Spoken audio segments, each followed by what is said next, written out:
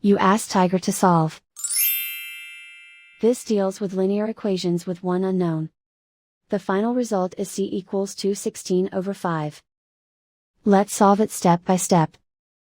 Simplify the expression. Group like terms. Simplify the arithmetic. Swap sides.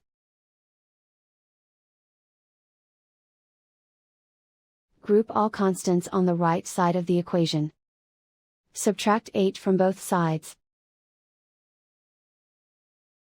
Simplify the arithmetic.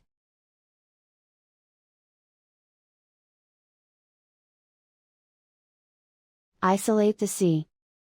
Multiply both sides by inverse fraction 6/5.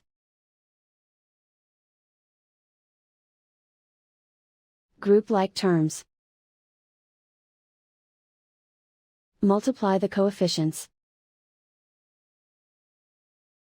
Simplify the fraction.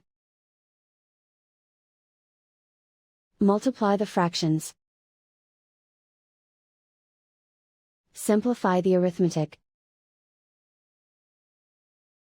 And so the final result is c equals 216/5.